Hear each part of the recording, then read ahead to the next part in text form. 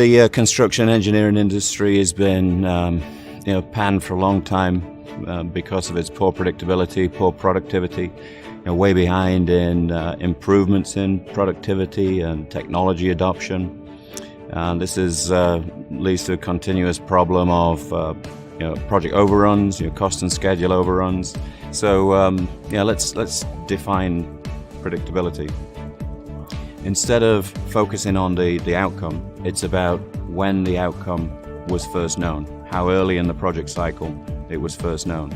The industry has been transfixed on outcome variance. That's the difference in the end between the original budget and the total cost, the actual cost. And if that's within 20%, not such a big deal. But the fact that that variance typically becomes known very late in the project, becomes a big surprise.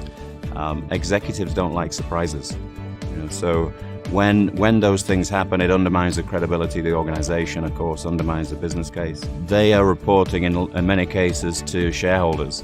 And a business case for a facility, let's say it's $1 billion facility, and the project ended up costing $2 billion. When that information has to be reported to shareholders, there's inevitably going to be a hit on the share price. The chances that people get the opportunity to perform the next project are diminished.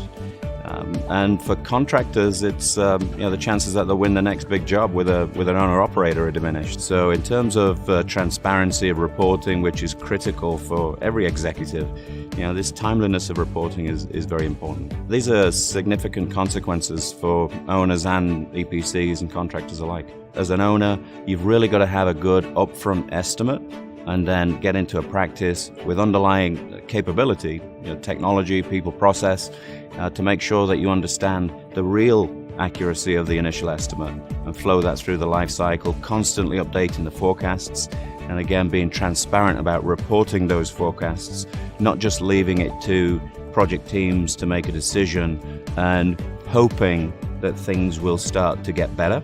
And they know that they're overrunning the contingency. They know that the forecast is going to increase, but they refuse to believe it, or they don't like to report bad news.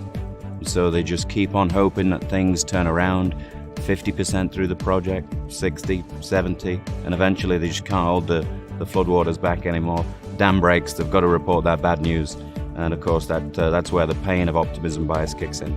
By the time something's in the construction phase, it's way too late to make any of those corrective actions. And so, this is the real benefit of now measuring the timeliness of forecast predictions, not just the outcomes. You have ample time to take corrective action.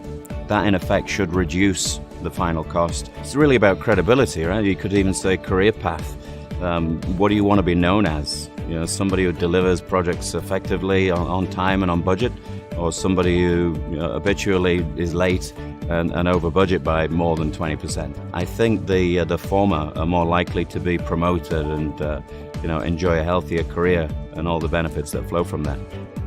So certainly the project teams wanting to progress, of course, in the company and in the careers, should take this issue of timely forecast reporting very seriously.